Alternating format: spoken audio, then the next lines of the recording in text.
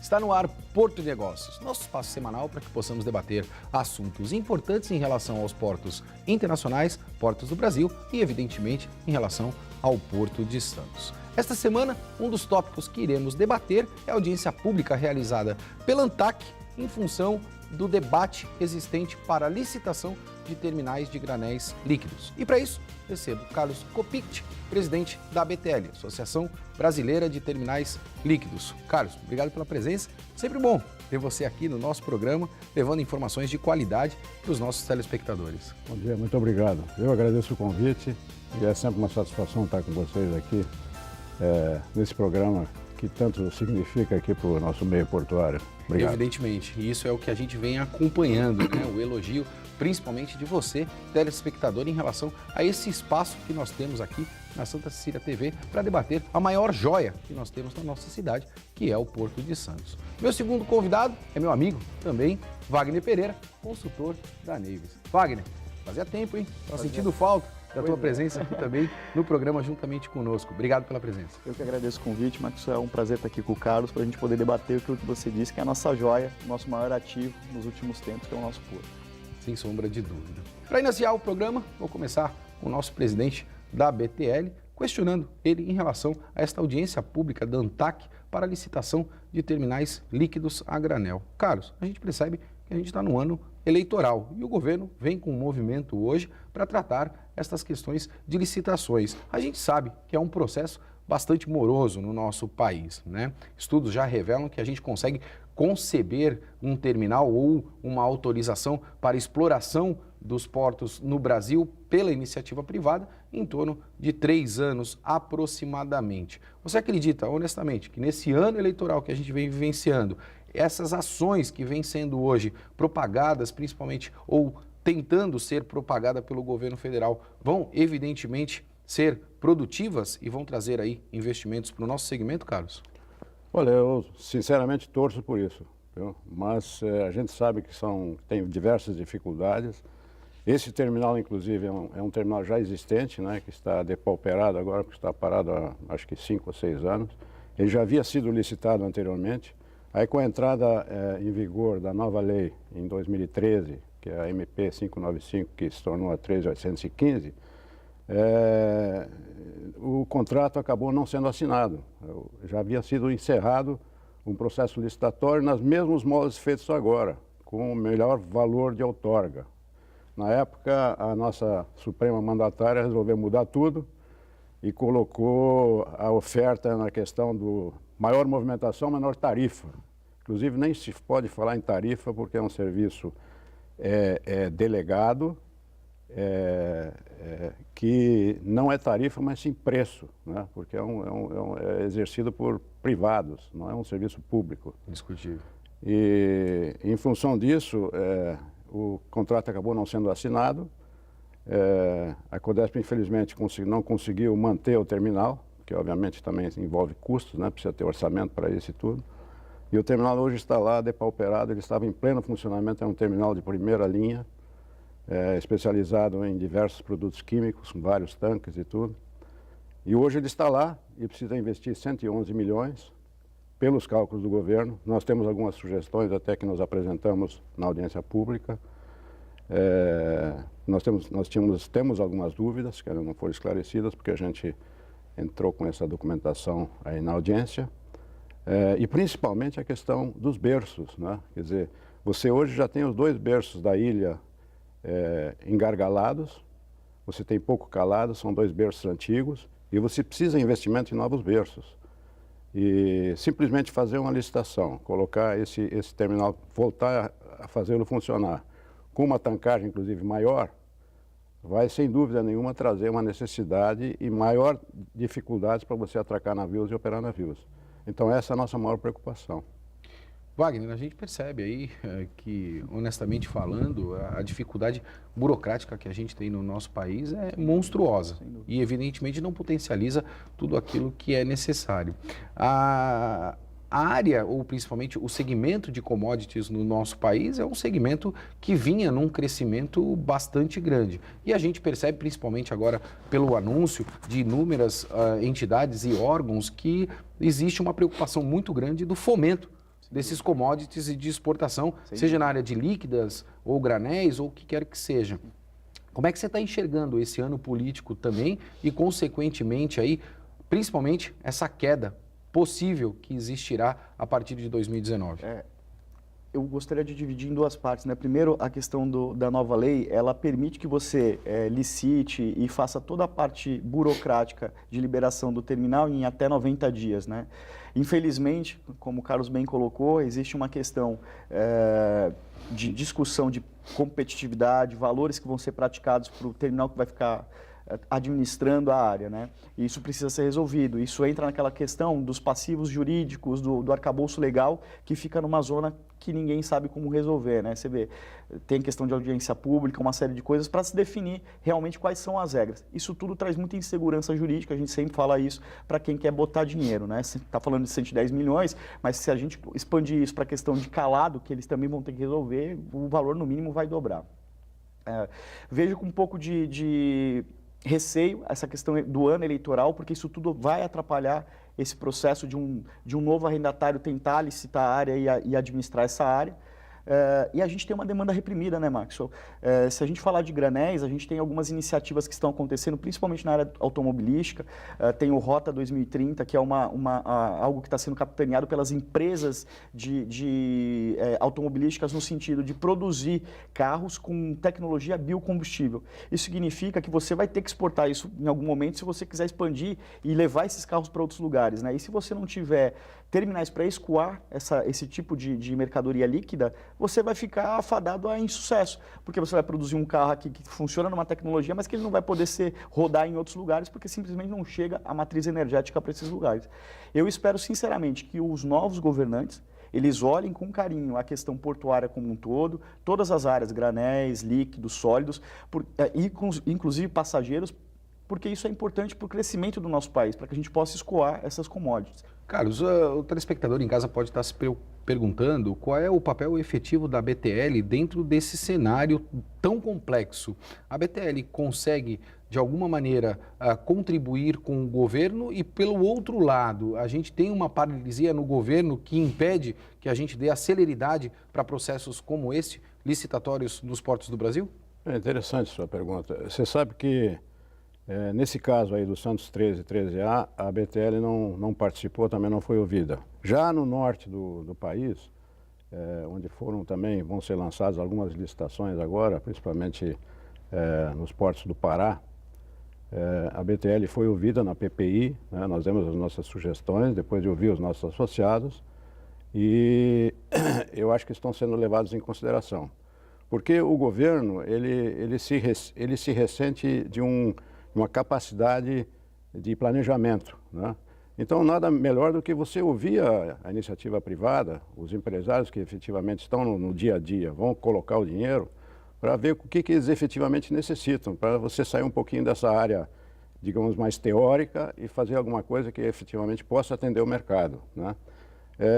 Nós temos certeza que esse terminal vai ser usado, né? Ele é necessário.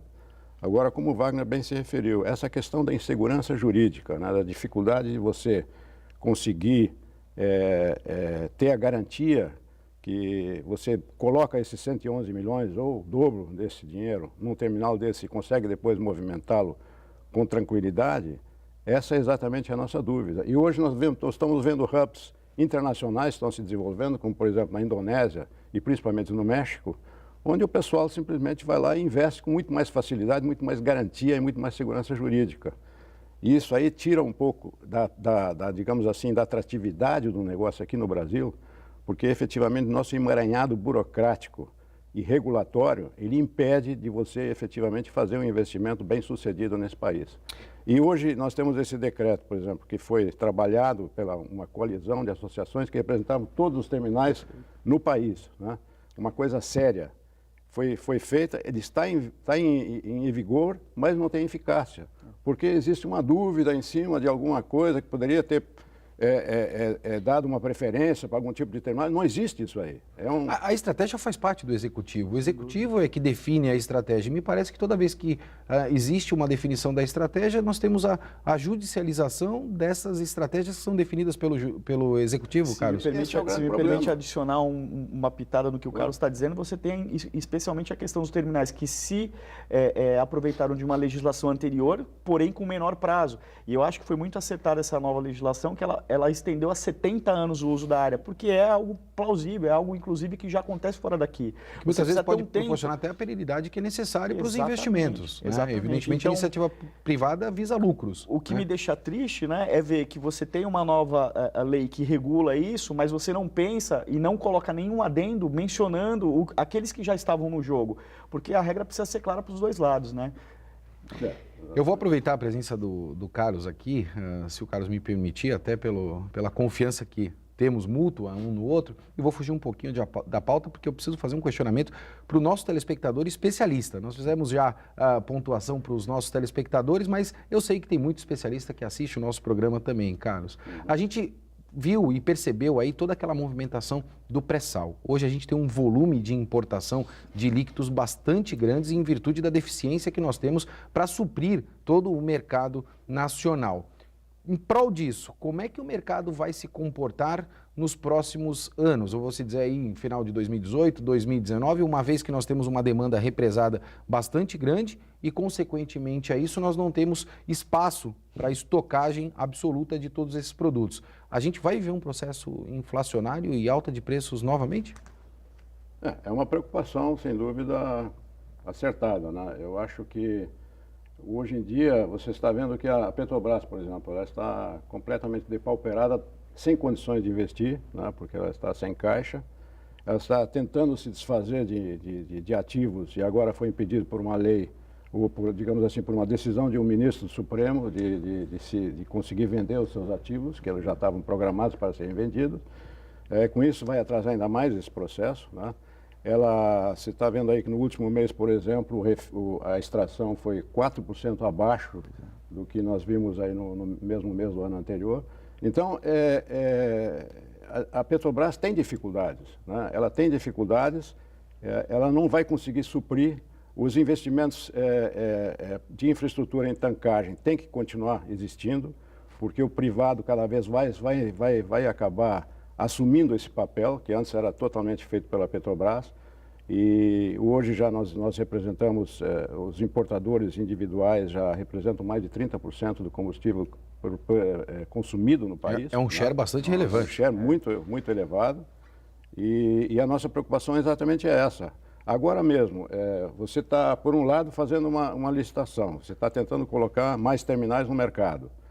Aí a ANP chama para uma audiência pública, que aconteceu há 2 semanas, e quer discutir a possibilidade de você liberar, né, que o governo libere tancagem das refinarias para estocar o produto importado. Quer dizer, é um contrassenso. Quer dizer, se a refinaria não está trabalhando, não está usando, ela precisa trabalhar, ela precisa fazer esse refino para você, de alguma forma, combater a falta de combustível. Perfeito. Aí eles vão usar a tancagem dos terminais, das refinarias, para colocar combustível dentro, importado.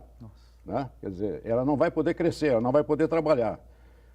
E, ao mesmo tempo, você quer que o privado invista em tancagem quando você está, de alguma maneira, oferecendo tancagem das refinarias. Quando a refinaria voltar a funcionar de alguma forma, você perde essa tancagem. E aí o privado não investiu e você está novamente num novo gargalo. Então, essa falta de planejamento, falta de sincronia entre as decisões dentro do governo é que nos levam a essa situação tão difícil nesse país, né? Em todos os sentidos. Eu fico bastante preocupado, Wagner, e honestamente falando, vou te confessar, me parece que nós não temos planejamento, como foi pontuado pelo Carlos. Evidentemente que planejamento ele não pode estar aliado diretamente a interesses, sejam eles partidários ou individuais, e fruto desse planejamento falta também a estratégia, e me parece que a gente tem uma falta da oferta. Fruto também, aí eu vou complicar um pouco mais esse meu questionamento para você, dessa paralisação que nós tivemos mais recentemente dos caminhoneiros. Nós temos aí a promessa, né, vamos dizer assim, de tabelamento, por exemplo, de um frete, algo, no meu entendimento, impossível de se fazer, e aí você começa a ter uma valoração dos preços em virtude da falta de produtos. A inflação está vindo, Wagner? Sem dúvida. Por quê? Tudo isso acaba rebatendo no preço final para o consumidor na bomba, né? Se discutiu tanto o valor de quanto vai se reduzir na bomba, 30 centavos, 40 centavos, e você não produz aqui no Brasil para usar essa capacidade que você tem, né? Reprimida, que está reprimida, e você importa. Quer dizer, não tem segredo. Importar é muito mais caro do que produzir aqui, você tem a logística toda, então esse valor ele é sempre a maior. O que me deixa muito perplexo é como a gente ainda, com tantos projetos que houve, como o pré-sal, que você bem colocou anteriormente, não tem nenhuma visão no sentido de um plano de matriz energética, assim como nós também estamos carentes de ter um plano de logística nacional, né, um plano de matriz de transporte que atenda a vários anos para frente. O que me parece é que o governo ele toma as medidas dependendo de como a sociedade está se comportando. E isso é muito preocupante, porque você não toma com planejamento, você toma baseado nas ações que têm interesses eleitoreiros, obviamente, mas que não trazem nenhum benefício a longo prazo. Então isso me preocupa, Maxwell, porque a gente corre grandes riscos de ter inflação, não só no parte dos combustíveis, mas nos preços, como você bem lembrou, fruto também da greve dos caminhoneiros. Nós vamos ter que ir para o nosso intervalo e eu vou deixar um questionamento para o presidente da Associação Brasileira de Terminais Líquidos, em função do conhecimento que ele tem e principalmente porque você em casa deve estar se questionando isso. O petróleo e o pré-sal são nossos? Porto e Negócios vai para um breve intervalo e a gente volta já já.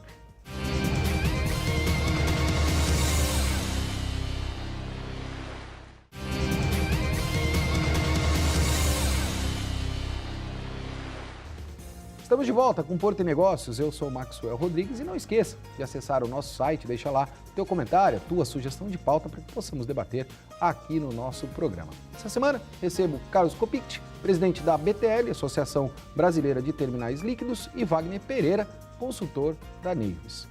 Carlos, sei que o questionamento que eu fiz é um questionamento difícil, mas as pessoas, honestamente falando, acabam se questionando nesse sentido. Você é um especialista, você tem profundo conhecimento nesse segmento. O petróleo e o pré-sal são nossos ou devem ser nossos? Bom, de fato, você me lançou uma pergunta que é mais um desafio, né? Sem dúvida. Eu acho que o petróleo é nosso, é brasileiro, né? Agora, eu não vejo por que ele precisa estar concentrado na mão de uma empresa brasileira para ser gerado e retirado da profundidade ao preço que está sendo feito hoje. Isso aí demanda um investimento enorme por parte da empresa estatal, que já está com dificuldades, e eu acho que a abertura disso aí, para você evitar, digamos, que a Petrobras tem que ser sócia de tudo, tem que participar de tudo, esse é um caminho que, sem dúvida nenhuma, o Brasil precisa trilhar, né? Assim como fez o México. Volto novamente ao exemplo do México, porque o México ele privatizou a Pemex, que era a Petrobras do México, né? E com isso ele teve uma realidade nova totalmente diferente. Hoje eles já descobriram, inclusive, que existem lá altas reservas de petróleo em águas bem mais rasas do que o nosso pré-sal. Quer dizer, nós já vamos estar correndo atrás novamente na questão da competitividade no preço da extração do petróleo, porque é muito mais barato você extrair o petróleo de águas mais rasas do que nas nossas águas profundas aqui do pré-sal. Então, eu acho assim, preciso abrir mais o país, né? Você não pode ficar com esse discurso, petróleo é nosso, Petrobras é nossa. Assim, você vai tocando, a banda vai tocando e o navio vai afundando, né? Então, eu vejo isso com grande preocupação, né? Eu acho assim que essa visão assim, extremamente nacionalista, ela não tem mais espaço hoje em dia, né? Até porque nós vivenciamos um mundo globalizado. Então, exatamente isso, né? Wagner, deixa eu pegar a tua opinião. Eu sei que você também é um estrategista e tem essa visão mercadológica. A gente percebe agora, honestamente, que principalmente o Trump, ele vem aí capitaneando um processo de comércio internacional bilateral, sim, né? Sim, Aqueles grandes arranjos que nós tínhamos, de alguma maneira, não vem sendo potencializado pelo Trump. Não é o momento para que o Brasil possa, evidentemente, abrir as suas fronteiras, como foi pontuado agora pelo Carlos, e ser um grande player internacional, principalmente no segmento portuário, que é tão importante para o nosso país? Maxwell, o ponto é perfeito. A explicação do Carlos com relação a gente tirar um pouco do nacionalismo do peito com relação a esse assunto é importantíssimo, e vou dar um exemplo que comprova exatamente o que ele está falando. Quando se falou da privatização das teles há anos atrás, se dizia que o Brasil ia ter problemas, etc. E hoje o que nós vemos é uma fartura de possibilidades para o usuário final. Você está com o telefone numa operadora A, você pode levar ele para B sem problema nenhum, sem custo, com preços competitivos, e eu acho que isso é uma reflexão que a gente precisa fazer. A partir do momento que você tem outros players explorando um determinado nicho, você traz tecnologias de outros lugares para explorar esse nicho, né? Como bem ele falou, existem tecnologias que nós nem conhecemos de extração de petróleo, que o Brasil não tem ainda investimento nem estudos para poder se desenvolver e tirar esse combustível, esse petróleo de uma camada mais profunda a um preço competitivo. Então, nada melhor do que você fazer o quê? Que é aquilo que a gente sempre fala do quais são as atribuições do governo, né? Legislar, arrecadar e fiscalizar. Então, você legisla, cria as regras, você traz o tributo e você fiscaliza. Essa é a função principal. Quando o governo tenta esticar o braço para executar, a gente tem todas as dificuldades que a gente fala. É inadmissível você ter toda uma estrutura que a gente tem aí subutilizada na questão de extração do petróleo, na questão de exportação, porque você não tem capacidade. Então, vejo com ótimos olhos a gente pensar globalizadamente. Com relação aos Estados Unidos e ao Trump, seria de muito bom grado o novo governo tentar uma aproximação no sentido de até troca de conhecimento, assinatura de contratos de tecnologia para isso. Agora, precisa ter uma cabeça de mercado, né? O próximo governante ele precisa entender que ele não pode ser um nacionalista ferrenho a ponto de não colocar em opção a questão de você fazer acordos e principalmente licitar áreas que a gente não tem condição de explorar. Carlos, a gente sabe que a ANTAC ela vai fazer e fez essa audiência pública, e isso é um processo que vai dar continuidade, e a sociedade, por si só, tem até 30 de julho para se manifestar de um modo geral. A gente vem falando de abertura de mercados. Um processo como esse, ou esses processos de concessões, são para empresas exclusivamente nacionais, ou a gente tem grupos internacionais e são negócios para grupos internacionais? E como é que fica tudo isso, com um mercado tão fechado como a gente debateu agora aqui? Essa é exatamente a dificuldade, né?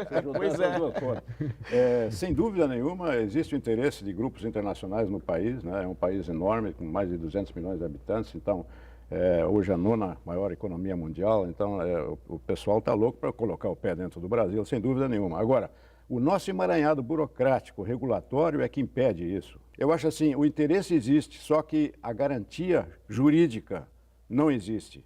E essa precisa ser conquistada. E tem que ser conquistada com exemplos. Você não pode estar em todos os setores, de alguma forma, o governo interferindo indevidamente nos processos. Isso está associado diretamente à credibilidade que, principalmente hoje, o Executivo não o tem, Carlos? Sem dúvida, né? Sem dúvida. Eu acho que é um problema bastante grave para o nosso país. Evidentemente, a gente discute esses efeitos, né? E a gente tem que pontuar diretamente na causa. Eu sempre costumo dizer isto, não adianta também ter todo um regramento se efetivamente a sociedade não respeita esse regramento e vai ao sabor de determinados interesses. Wagner, você é especialista na área. Quando a gente fala principalmente desse segmento de granéis líquidos, tecnologia está associado diretamente. A gente sabe disso. Telemetria, entre outros processos e controles. A nossa mão de obra, vou voltar e focar nisso. A gente está querendo atrair investidores internacionais. Essa mão de obra também, além de grupos internacionais, abertura de mercado, esta mão de obra, ela será uma mão de obra nacional ou, mais uma vez, vão ter que importar também a mão de obra especializada internacional? Essa é uma grande pergunta. Como tudo, a gente tem que pensar que pode haver um mix, né? Você pode trazer conhecimento de fora, mas a gente tem mão de obra capacitada, sim. Eu tive o exemplo de acompanhar num determinado projeto na Citrosuco e ver o software que é nacional, desenvolvido para controle dos tanques, que faz toda a telemetria, toda a questão de gestão do fluxo de suco que é embarcado em tempo real, algo fantástico. Um software de empresa nacional. Infelizmente, Maxson, não com uma roupagem profissional, muito ainda amador, tailor-made, feito dentro de casa.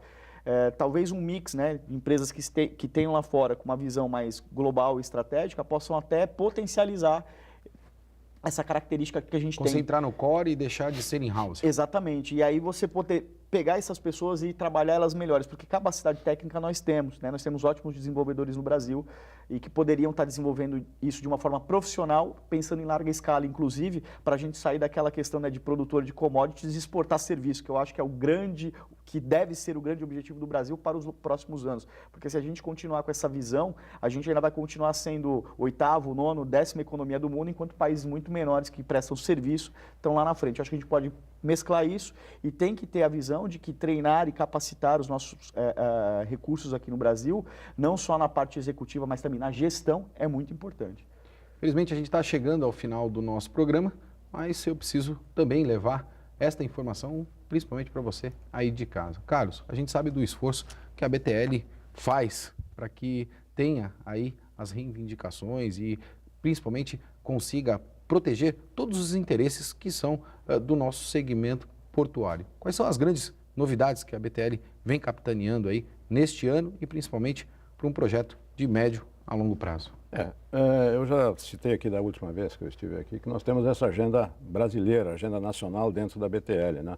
Então a gente está se expandindo com novos associados. Agora, recentemente até a gente conseguiu a filiação de um terminal de uma empresa italiana, filial de uma empresa italiana em Suape, a Decal.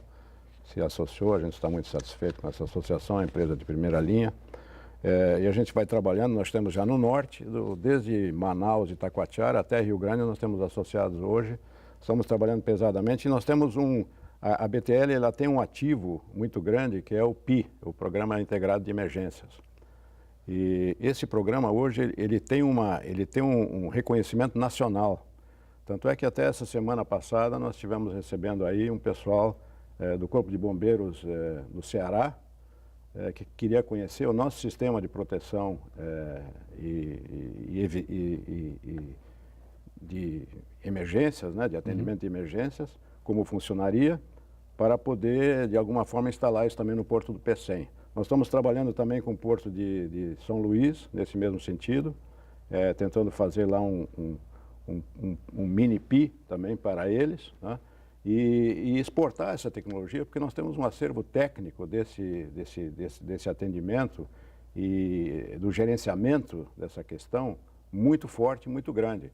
Então esse é um ativo que a BTL tem e está expandindo através de encontros regionais. Nós tivemos recentemente um agora em Itacoatiara, até fui até lá, estive presente também nessa reunião. Então o pessoal se reúne de diversas áreas do país num determinado local, conhece os problemas lá, trocam ideias, e com isso levam novas informações para os seus portos, né? E isso é um trabalho que está evoluindo cada vez mais. Administrativamente, a gente tem trabalhado muito nas nossas novas regras de compliance, né?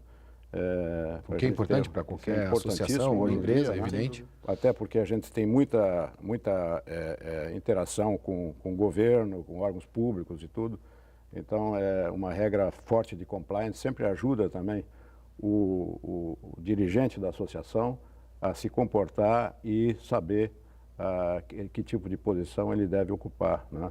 Carlos, eu queria muito te agradecer, porque você é um ator extremamente importante para o nosso segmento portuário, pela confiança que você tem no nosso programa e por essa liberdade que a gente tem para poder levar, principalmente para o nosso telespectador, informações relevantes e de qualidade. Obrigado mais uma vez pela tua presença aqui. Muito obrigado, Wagner. Eu sempre agradeço o convite, Maxwell, e o Wagner também. Foi muito bom ter debatido até em alto nível aí com o Wagner, que é uma pessoa também extremamente interessante e com muito conhecimento. E eu acho que esse tipo de programa é o que acaba levando conhecimento ao telespectador, né? E é a razão pelo alto nível de aceitação e reconhecimento que esse programa já adquiriu a nível nacional. Parabéns. Obrigado, Marcelo. Eu agradeço. Wagner, você faz parte disso tudo e tem uma parcela de culpa disso, né? Há 20 anos falávamos que nós precisávamos de um espaço na TV para debater o nosso segmento portuário. Obrigado mais uma vez pela presença. Maxwell, eu que agradeço. Foi um prazer estar aqui com o Carlos falando sobre questão tão sensível que é essa questão de exportação de líquido, né? Que é muito importante estrategicamente para o Brasil. E toda vez que eu recebo um convite eu fico muito feliz porque eu lembro exatamente dos anos atrás que a gente falava, né? como era importante a gente poder clarificar para as pessoas o que é o porto, a importância para a região, para a economia da região e como ele impacta diretamente, seja no dia a dia das pessoas, até na hora que eles vão buscar alguma coisa na prateleira com valor acessível, né? Então, estou muito feliz, fico muito contente, como o Carlos falou, de ter debatido em alto nível e eu espero que as pessoas, os telespectadores, tenham gostado do programa, porque realmente ele faz diferença. Sem sombra de dúvida. Porto Negócios fica por aqui e lembre-se, inovação distingue líderes de seguidores. Um forte abraço e até semana que vem.